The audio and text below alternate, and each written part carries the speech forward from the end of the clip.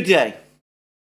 Yesterday, I discussed the latest developments on the battlefronts, the fact that the Russians seem to be making steady, even remorseless progress towards capturing the town of Kupyansk, and the, in my opinion, somewhat frantic attempts that Ukraine appears to be engaged in to try to capture the village of Rabotino, which is in the Zaporozhye front lines, north of the Surovikin line, the great Russian fortified lines, 6 kilometers south of Orechov, the major town under Ukrainian control, the place from which Ukrainian forces have been pushing south, trying to reach the Surovikin line, but up to now getting stuck in the approaches to Rabotino, this isolated village surrounded by minefields,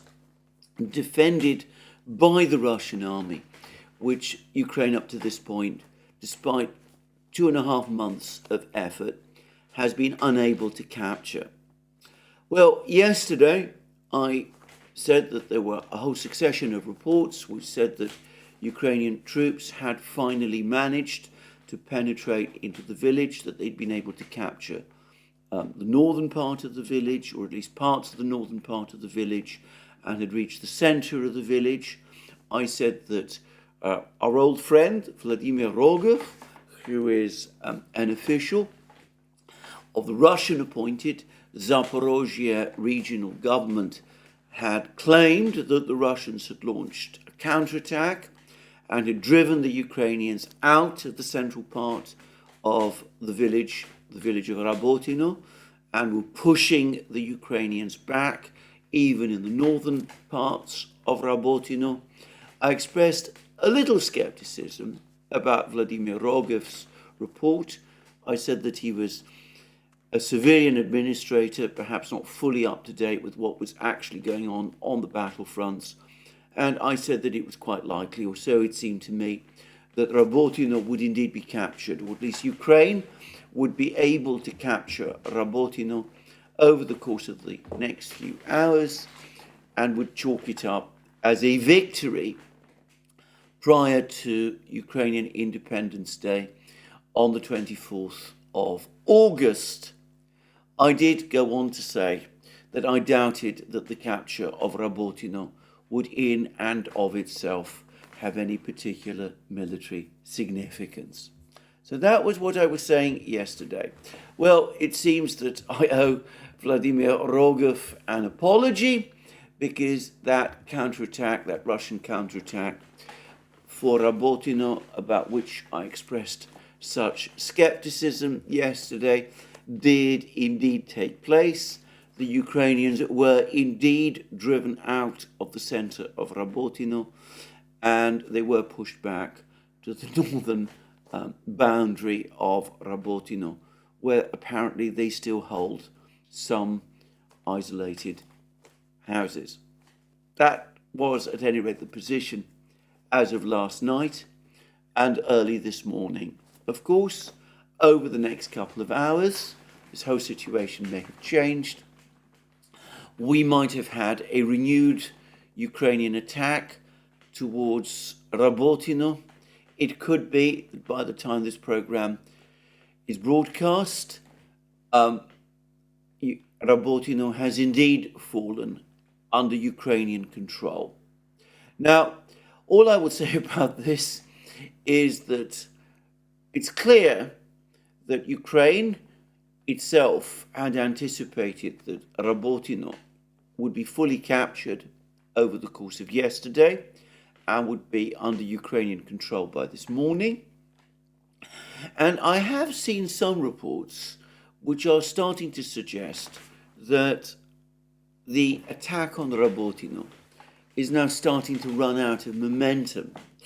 It seems that the original plan at the start of the offensive in June was that Rabotino would be captured by the most heavily mechanized brigade of the 9 Western-trained brigades possessed by the Ukrainian military. That brigade was the 47th Mechanized Brigade, Infantry Brigade, the one equipped with the Leopard 2 tanks and the Bradley infantry fighting vehicles. And it has indeed made repeated, continuous attempts to capture Rabotino, going all the way back to the fighting at the beginning of June. And apparently it has suffered devastating losses. There have been large numbers of Leopard 2s that have been burnt on the battlefronts. In fact, I've seen some reports which suggest that more than half the original stock of Leopard 2s supplied by the European powers to Ukraine has now been completely lost, and undoubtedly large numbers of Bradley infantry fighting vehicles have been lost as well. And it seems that the manpower losses suffered by the 47th Mechanized Infantry Brigade have also been very heavy indeed. Anyway, the plan was that this brigade, the 47th Mechanized Infantry Brigade, would be the one which would eventually capture Rabotino. And apparently the original plan was that the brigade that would then follow up on that attack would be the more lightly equipped, but still very powerful 82nd Airborne Brigade, equipped with the Marder infantry fighting vehicles and the Striker wheeled armoured personnel carriers, backed by those 14 British Challenger 2 tanks. So the idea was the 47th Mechanized Brigade would steamroll over Rabotino, break through the fortified lines, the Surovikin line, and then the 82nd Brigade, and of course other units connected with these two brigades, but certainly the 82nd Brigade would then exploit this breakthrough, push on rapidly on these wheeled vehicles, Strikers, towards Tokmak, the next town, and then presumably the Challenger 2s and the Marders would be deployed to break the fortified lines and to capture Tokmak. Well, it hasn't worked out like that. As I said, the 47th Mechanized Infantry Brigade by itself proved incapable of capturing even Rabotino, let alone breaching the Surovikin line. Other units that had been held back in reserve were then brought onto the scene at the end of July in order to try and help the 47th Mechanized Brigade finally achieve that breakthrough through the Surovikin line and through Rabotino. That was another disastrous failure. Even more mechanized forces, more Leopard 2 tanks, more Bradleys were destroyed over the course of that period. And then over the last couple of days, the 82nd Brigade, with its Strikers and its Marder infantry fighting vehicles, was also deployed to reinforce the 47th Mechanized Brigade and also to try to capture Rabotino and eventually to breach the Surovikin line.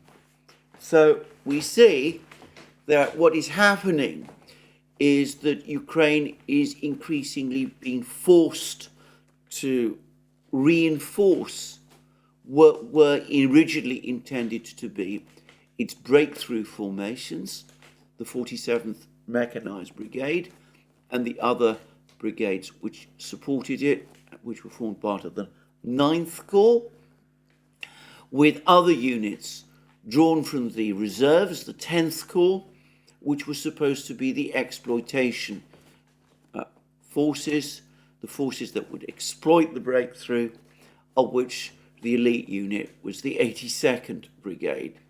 And in fact, the attacks that took place towards Rabotino over the last couple of days consisted of a combined force drawn from elements of both the 42nd Brigade, the original breakthrough brigade, and the 82nd Brigade, the original brigade that was supposed to exploit the breakthrough. And it seems that so far they've not even achieved the initial objective of capturing Rabotino, let alone breaching the Surovikin line further south. So it doesn't look particularly successful according to my lights.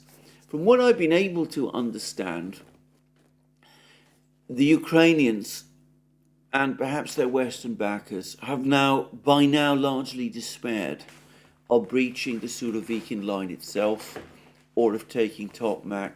I think there's a general understanding that this is beyond their reach.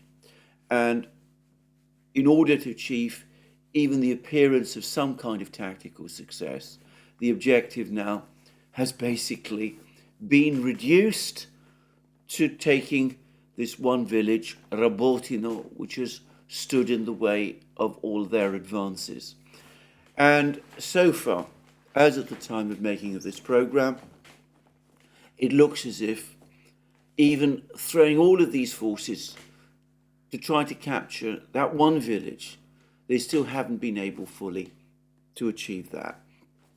Perhaps they will over the course of the next couple of hours. I suspect that they will make at least one big further attempt to do that, probably over the course of today and quite probably tomorrow, to at least chalk up some visible success by Independence Day. But, well, who knows? That may succeed, it may not. If it succeeds, as I said, it's something that perhaps they can cheer about, but I don't think it has any great military significance. The greatest significance, if my analysis is correct, and of course it may not be, but if my analysis is correct, is that so far from being able to use all their forces in order to break through all the way to Tokmak and ultimately Melitopol further south and the Sea of Azov beyond that, Ukraine has stumbled at the first obstacle, which is there's one village, Rabotino, with its attendant minefields which lay in the way. Now, just to reiterate again, just to get a sense of the scale, Rabotino is 6 kilometers from Orechov, which is the main area of Ukrainian concentrations. It's a town under Ukrainian control from which Ukraine has been launching these attacks. It's been pushing south of Orechov, trying to capture Rabotino, just 6 kilometers away, for 2.5 months. It still hasn't yet managed to achieve that. And as I said, I think most people now accept that Tokmak, Melitopol, the Sea of Azov is looking beyond reach. Anyway, that's all I can say about this particular battle. There's very little else, there's very little news about anything else on the battlefronts. Over the last couple of hours, information about what's happening on the northern front lines near Kupyansk has dwindled again. My sense is that having pushed the Ukrainians out of Sinkovka, probably the Russians are going to try and push in, capture Sinkovka itself. And the next place they will probably want to take is this other village, Petropavlovka, also to to the east of Kupyansk. Once these two places are captured, then I suspect that they will push in and try to take eastern Kupyansk, east of the Oskol River line. And what the Ukrainians will do, once that happens, what the Russians plan to do beyond that, that remains to be seen. But I'm going to say again that if the Russians do capture eastern Kupyansk. I'd be surprised personally if they didn't want to exploit their advance further, and if they weren't minded to push on further west towards places like ETHEREUM and Balakleya and all of those other places that they'd captured earlier in the war, but which they were pushed out of as a result of Ukraine's Kharkiv offensive in the autumn of last year. So that's the situation there. As I said, there's not much to report. The Russian Defense Ministry continues to claim that they've been capturing various fortified positions of the Ukrainian forces and repelling counterattacks in the area, but there's very little precise detail as to exactly what's going on. And elsewhere, Russian reports, which seem to me to be consistent with the known facts, suggest that Ukrainian attacks both on the Vremivka salient area and around Bakhmut have run out of steam. The Ukrainian attempts to try and capture Klashayevka near Bakhmut, they don't seem to be going anywhere at the moment. And in the Vremivka salient area, it's become increasingly clear that the Ukrainians have failed to consolidate control. If either of those two villages that they claim to have captured over the last couple of weeks, Staromayorsk and Urozhainoye, both of them appear to be in the grey zone. The Russians have marked out every centimetre of these two villages for their artillery. They're able to pound any Ukrainian troops that enter these two villages. The Ukrainians are clinging on to some of the places in the northern outskirts of these two villages, but they've never been able to establish full control over either of them, and they don't seem to be able to push beyond them. And by the way, that's the story.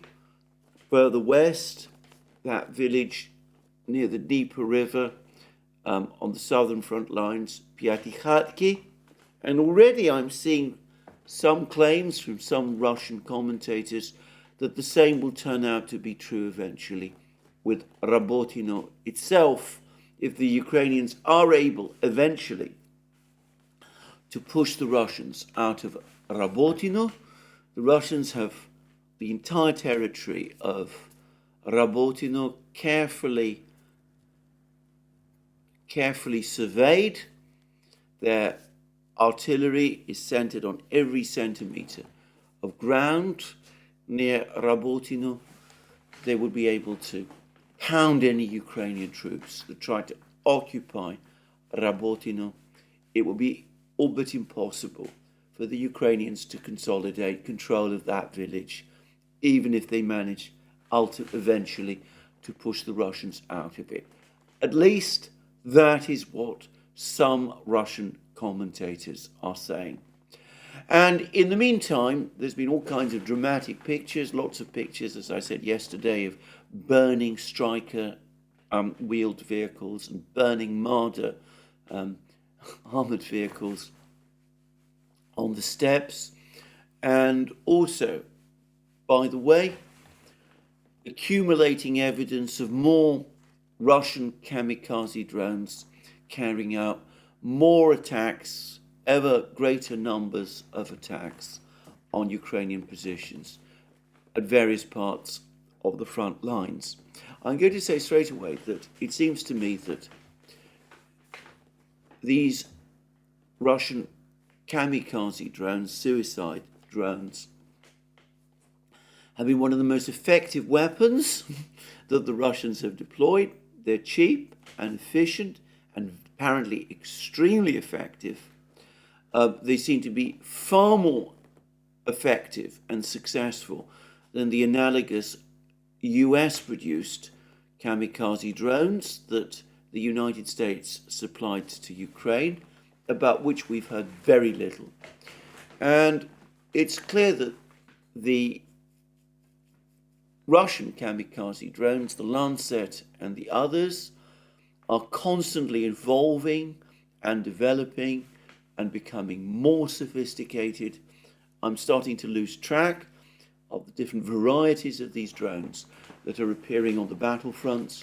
There are now dozens of them apparently used every single day, and in my opinion, they're proving to be, on the front lines, at least as effective as artillery, and at least as effective as the precision artillery, the artillery that uses, on the American side, the Excalibur GPS-guided rounds, and on the Russian side, the Krasnopol laser-guided rounds that we've been hearing so much about. And the Russians clearly have understood how effective these drones are. They are, as I understand it, by the way, mass-produced. They're designed and mass-produced by the Kalashnikov concern, the same people who make the famous rifles by that name. And the Russians have developed production facilities to produce them in their hundreds. And it's now conceivable that from about 10 that were being deployed on any particular day to the dozen that were being deployed on any particular day a few weeks ago, to the score or so that are produced now. Before long, we're going to see them operating in the hundreds over the battlefields, with probably very severe consequences for the Ukrainians. Anyway, that's one particular story. So, in the meantime, we have more despairing articles about the state of Ukraine's counteroffensive. There's been a new one by Robert Clark, and it's appeared yesterday in the Daily Telegraph, and this article says that Ukraine's army is running out of men to recruit and time to win. And the subtitle is "Victory May Be in Sight for Vladimir Putin." And it said that Kiev is running out of men. It finishes with, it says various things, but it finishes with these words: Kiev is running out of men. US forces have calculated that its armed forces have lost as many as 70,000 killed in action, with another 100,000 injured. My own view, by the way, is that these are probably underestimates. But anyway, I've discussed that already, and I've already made clear that I think we need the same kind of research carried out into Ukrainian casualties that the BBC and Mediazona have been conducting into Russian casualties in order to understand what is going on. And I've said that both the United States and the BBC, and indeed other information agencies, need to work on this in order to provide us with a real grasp, a real sense of how this war is going. And on that topic, by the way, I've seen another rather disturbing report about further increases, enlargements in the size of Ukrainian cemeteries. And for the record, I've heard nothing analogous about cemeteries in Russia. But anyway, that's what I wanted to say about that. So, coming back to Robert Clark's article, Kiev is running out of men. US sources have calculated that its armed forces have lost as many as 70,000 killed in action, with another 100,000 injured, whilst Russian casualties are higher still. Well, that's the official Ukrainian and Western view. The ratio nevertheless favours Moscow, as Ukraine struggles to replace soldiers in the face of a seemingly endless supply of conscripts. That is to say, endless supply of Russian conscripts. And then it goes on to say, Robert Clark goes on to say, volunteers are no longer coming forward in numbers sufficient to keep the Ukrainian army at fighting strength. Those most willing to fight signed up years ago. The latest recruitment slogan is, it's okay to be afraid, but there are still many attempting to dodge being drafted to fight on the front lines. And then we go on to read, for all the difficulties the Kremlin has faced in its forced conscriptions, it still has hundreds of thousands of men to draw upon. Notice how Robert Clark, the British media, is telling us absolutely nothing. He's not mentioning at all Russian claims from people like Medvedev and Shoigu that as of the beginning of August, 230,000 Russian men, 230,000 Russian men had volunteered to join the Russian army, with expectations that the total number who will have volunteered to join the Russian army would be around 400,000 by the end of this year.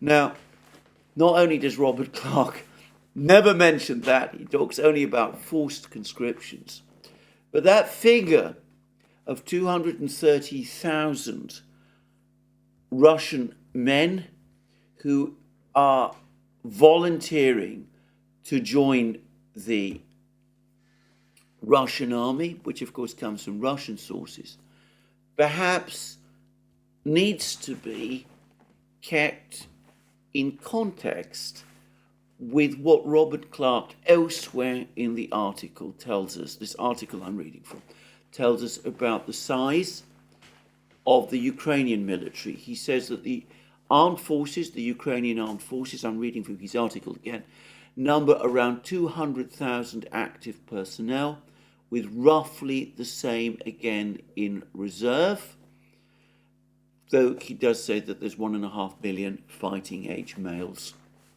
in the background. But of course, we may have 1.5 million fighting age males in the background, but in order to send them into battle, you would need to train them, and that might take time. So, according to Robert Clark, Ukraine's active duty army numbers 200,000 men, with roughly the same amount in reserve, 400,000 in other words in total. Lukashenko said a few days ago that the Russians have 250,000 men now ready to take the offensive, equipped with new weapons, and they've been held back in reserve. That's a force greater than what Robert Clark says is the total size of the active service Ukrainian army. And Medvedev says that the Russians will have called up, or rather will have received 400,000 volunteers by the end of the year, which is the same, the total amount of both the active service Ukrainian army, according to Robert Clark, and its available reserves. So, Robert Clark may be playing around, maybe giving us figures about casualties which aren't perhaps particularly convincing, at least not convincing to me. But the information he is giving suggests an even grimmer picture for Ukraine than the one that he's letting on in this article. So, anyway, coming back, he talks about forced conscriptions. He doesn't talk about Russian volunteers. And then he does admit that this is a resource Ukraine simply cannot match, and one that the West cannot supply. For Vladimir Putin, victory may at last be in sight as Western support begins to waver. If Kiev cannot break through the Russian lines now, it may never be able to if it runs out of willing men to recruit. The West cannot help. So there we are. That's an interesting article from Robert Clark, first British admission, and the Daily Telegraph, newspaper closest to the British government, that perhaps the end for Ukraine, at least its military end, may be nigh. And there's been a rather curious development that's happened in Britain, which has received very, very little attention, but may not be unconnected to articles like this. And that is that over the last couple of days, there's been an instruction, apparently, circulated throughout Whitehall, that is to say throughout the British civil service machine, that even in internal memos, British officials are no longer to use the label hostile power when describing Russia. Apparently this has encountered some pushback. There's some surprise that this has happened, and this has raised queries, and maybe it will be reversed. And one does perhaps wonder whether perhaps some people in London, making the same calculations as Robert Clark is making, perhaps Robert Clark is basing his article on those calculations that are happening within the British government. Maybe finally even the British are now starting to understand that Ukraine's war is all but lost. Anyway, just saying, no sign yet, it must be said, from the British that they're prepared to engage the Russians in any kind of diplomatic strategy or support any American steps in doing so. In this article, in this video, I am not going to discuss the diplomacy that we've been seeing around the war. I spent an inordinate amount of time doing that already. That, let me stress, is for another day. Anyway, that's what I wanted to say about the situation on the battlefields today. An increasingly grim picture for Ukraine. More Russian drone strikes, Uranium-2 drone strikes on Ukrainian ports. More Russian attacks on all kinds of grain facilities and other facilities on the Black Sea. Again, I get the sense that the Ukrainian air defences don't seem to be functioning to any great effect in the Black Sea area. For its part, I should say, Ukraine has been launching more and more drone attacks on Moscow. This has now become a daily occurrence.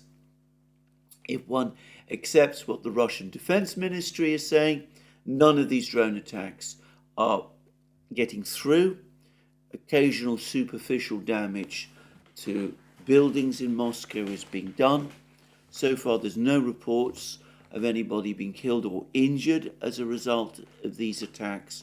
Moscow, a city with, I believe, an official population of 13 million, but perhaps if you throw in the suburbs, more like 20 million perhaps, apparently by all accounts carries on with its normal life. These are flea bites. Most people in Moscow shrug their shoulders and simply carry on as normal.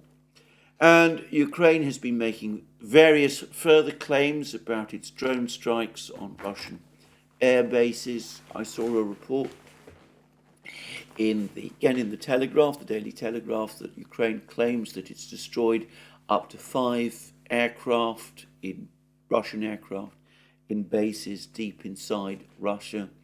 There's been no such confirmation from any person either within the Russian Defense Ministry or within the Russian internet community.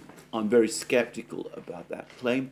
And by the way, yesterday, I think it was yesterday, I talked about this picture, this photograph that had appeared of a drone attack on a Russian base, I believe in the Novgorod region, which appeared to show a Tupolev 22M3 bomber in flames.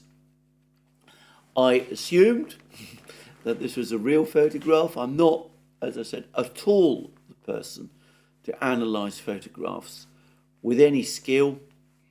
But I've now received some pushback from this. Some people tell me that this photograph is a fake, and I'm beginning to wonder whether it might be also. So anyway, altogether, very, very grim news for Ukraine on the battlefronts, and growing dismay about all of this in the West. Now, all of this going on at the same time as the BRICS summit is now underway in Johannesburg. I'm going to be doing more of a program about this. I'm going to be discussing the BRICS summit in more detail when it's over and we have a clearer picture of what is actually going to come out of this summit. But I'm going to say quickly a few things.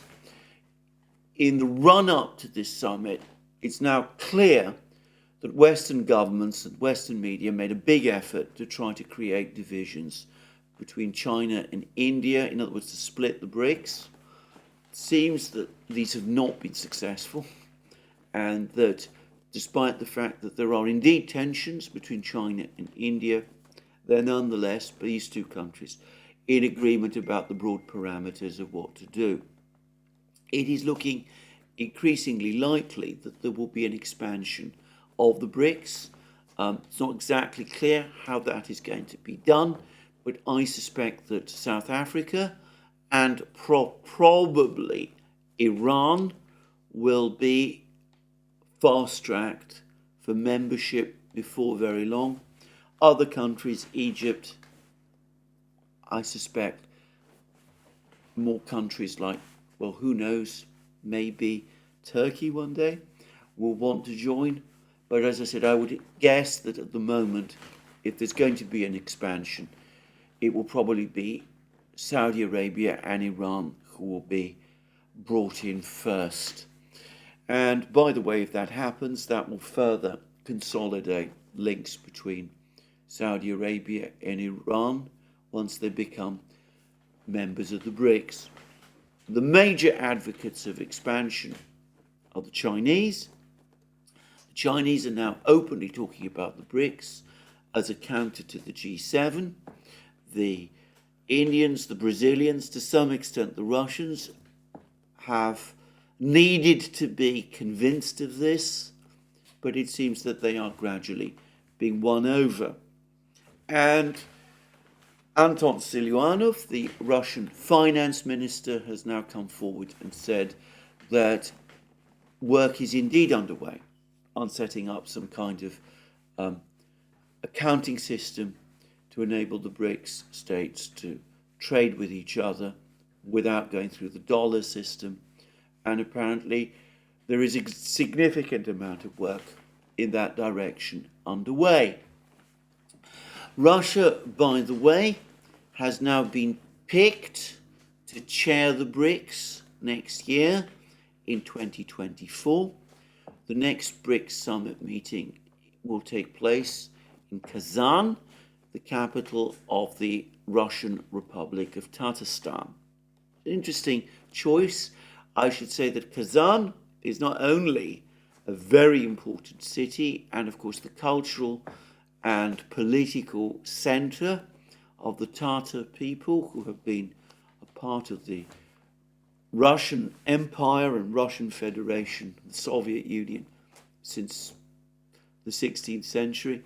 Anyway, and who are an important part of, the family of nations that makes up Russia.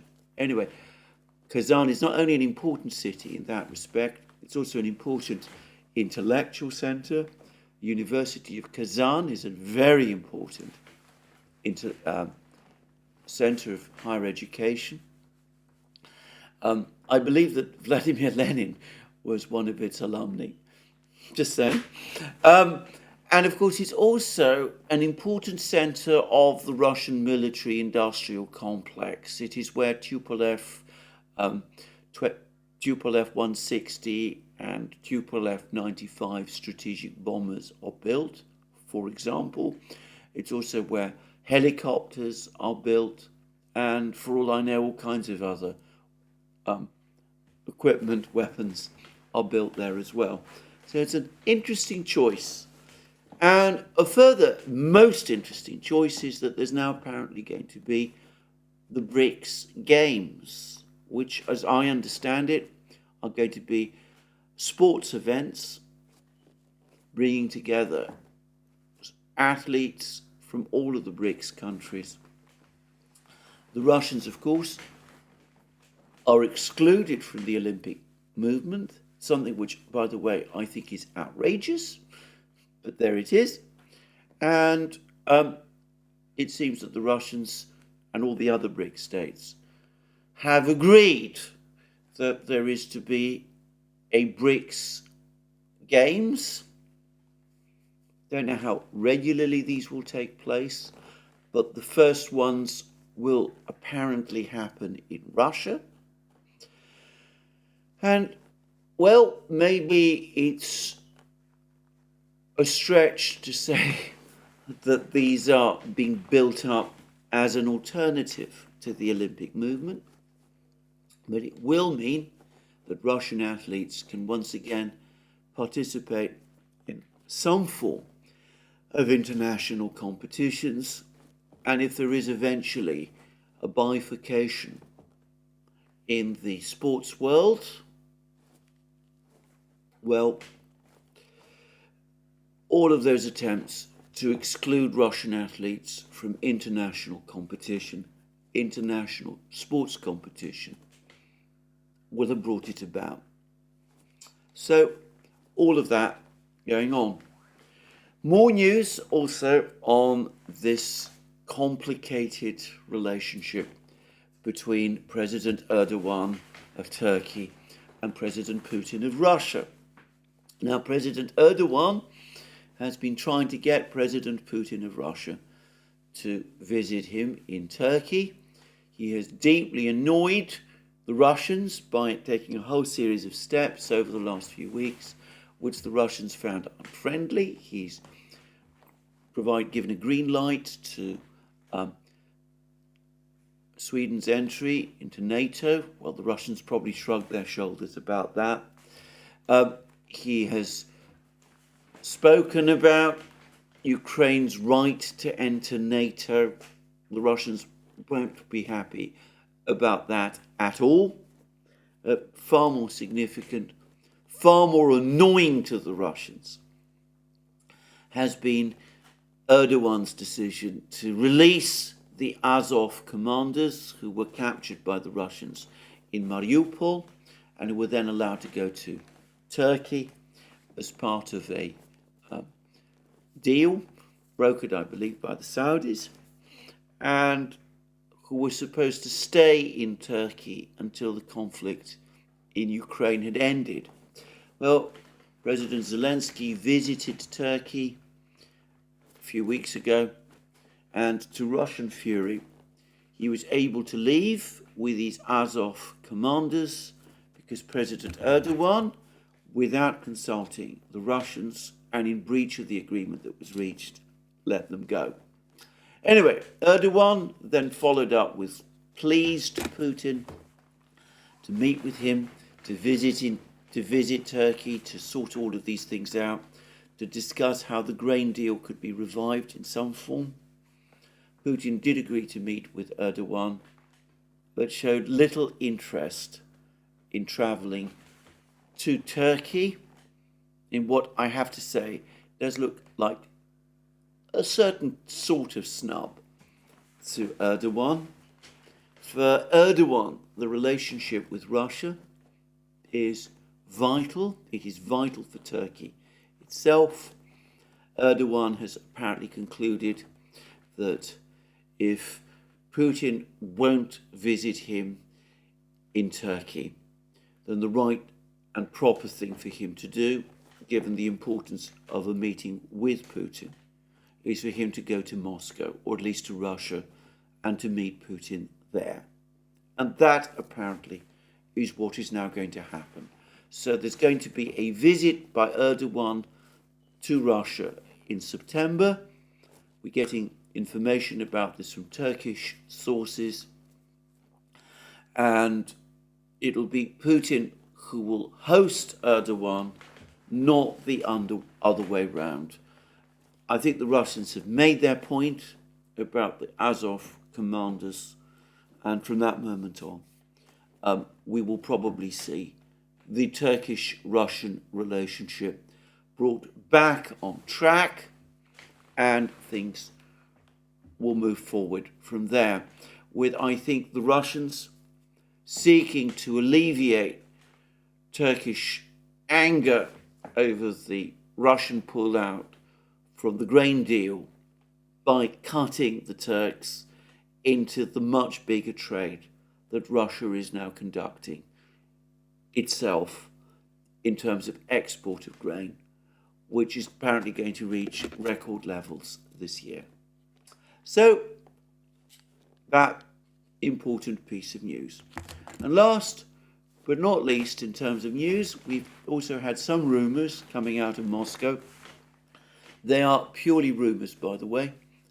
They're not being confirmed by any official Russian source that the situation of General Surovikin has been resolved, in the sense that he's been relieved of his position as head of the Russian aerospace forces, but that he is still on active duty with the Russian Defense Ministry, and apparently he's on short-term leave prior to being assigned to some new post.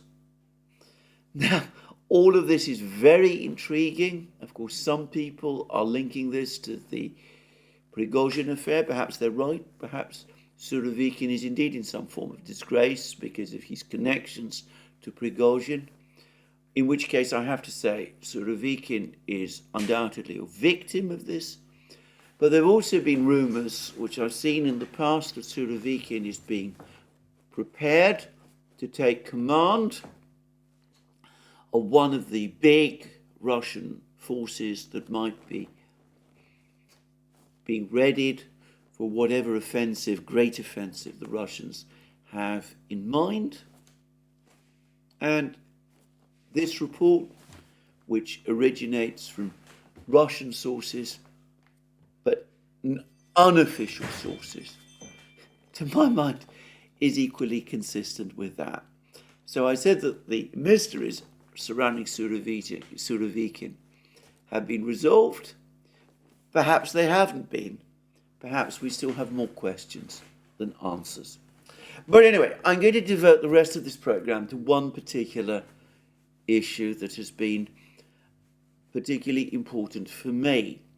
And here I want to acknowledge the debt I owe to a member of the Duran community who has been in private email correspondence with me. I'm not going to disclose his identity. But without whom, I would not have been able to obtain the information which I have done.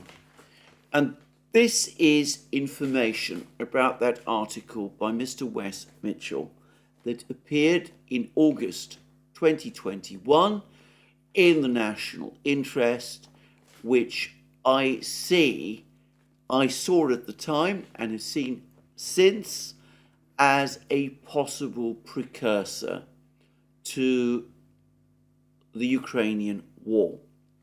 Now, if you dial in National Interest and Wes Mitchell, you will indeed find an article by Mr. Wes Mitchell come up on the National Interest, dated 21st August 2021. And its title is A Strategy for Avoiding Two-Front War. And the subparagraph says the greatest risk facing the 21st century United States is a too short of an outright nuclear attack, is a two-front war involving its strongest military rivals, China and Russia. Such a conflict would entail a scale of national effort and risk unseen in generations, effectively pitting America against the resources of nearly half of the Eurasian landmass. And then the article, the substance of the article begins with the words, the political plank of the policy would aim to assist in the alignment of Russia with other Asian states concerned about China's rise.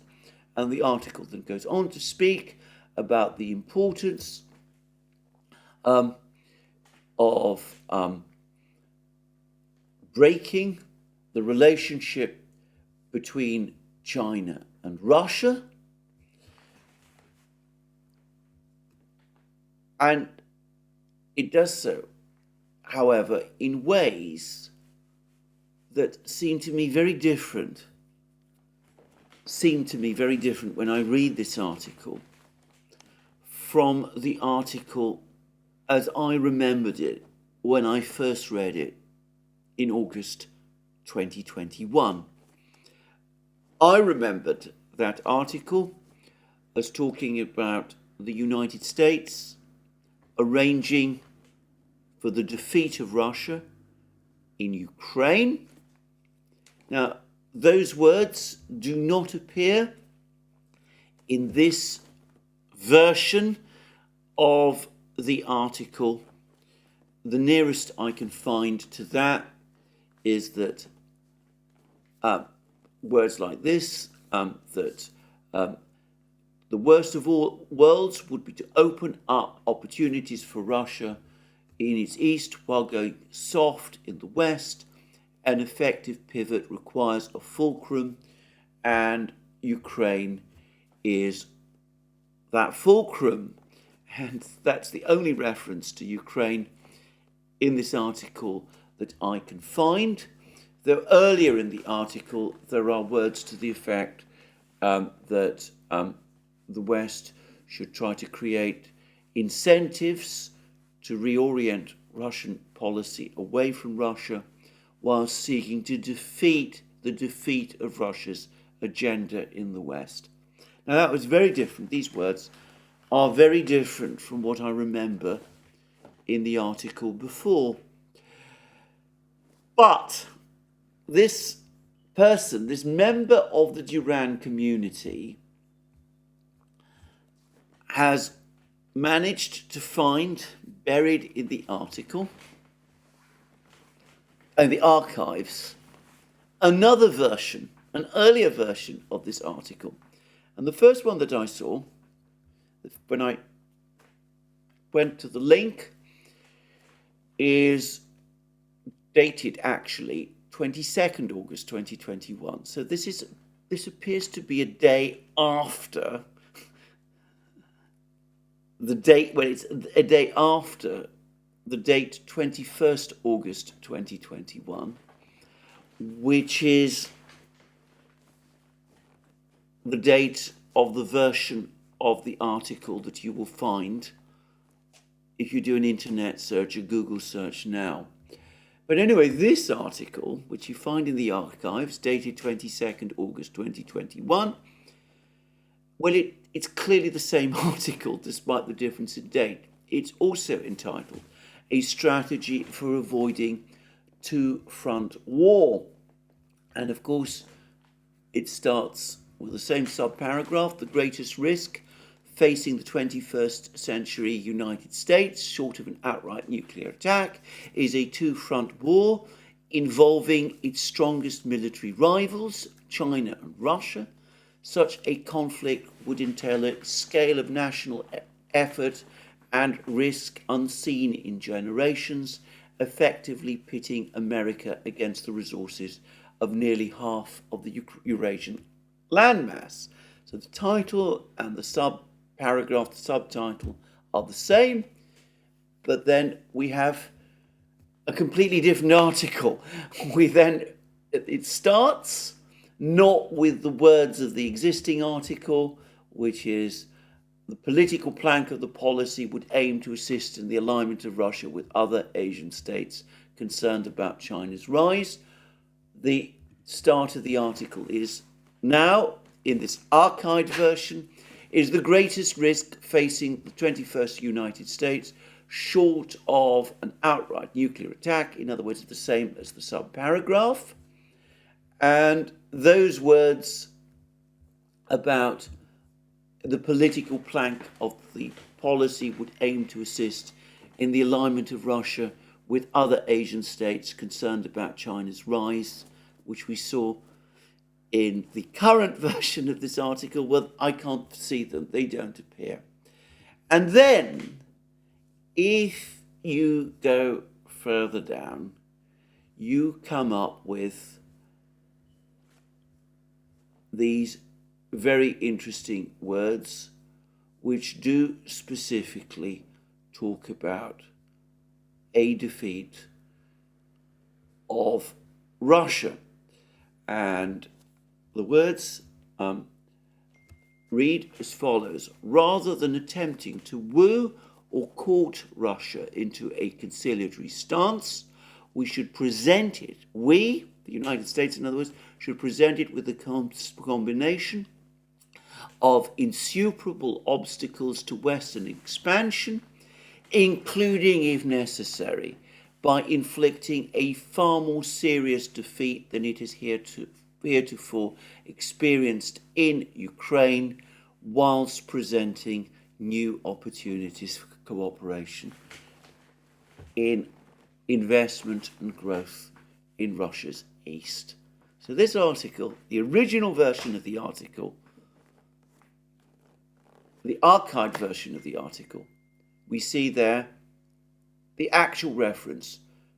We should present it with a combination of insuperable obstacles to Western expansion, including, if necessary, by inflicting a far more serious defeat than it has heretofore experienced in Ukraine. So that's words about organising a defeat of Russia did indeed, just as I remembered, appear in the original article. Now, let's go back to this point. The article that appears today, if you do a Google search, is dated 21st August. As I said, the text is very different from the one I remembered. The archived version that I was provided through this acquaintance has the text that I remembered with its reference to Russia's defeat, but is dated 22nd August 2021. Difference of one day.